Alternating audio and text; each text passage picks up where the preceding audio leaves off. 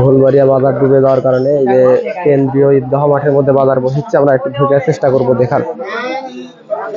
এই যে এখানে দেখেন অবস্থা খুবই খারাপ হয়েছে, তাই ঈদগাহ মাঠের মধ্যে বাজার বসছে সুন্দর পরিবেশে, আমরা একটু দেখি।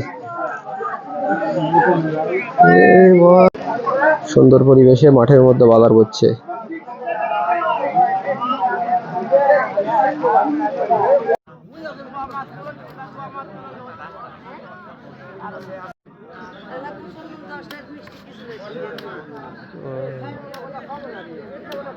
হাটের সৌন্দর্য এগুলোই, এই ঈদগাহ মাঠের মধ্যে হাট বসছে।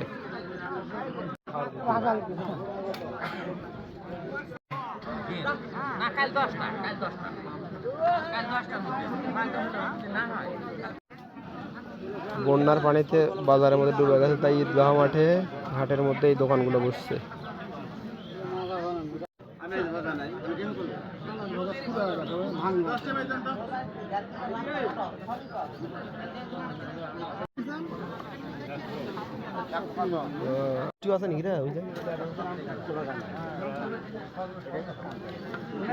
ভালোই। এইদিকে মশলাপাতি হচ্ছে, দাম বেড়ে হয়ে গেল একবারে।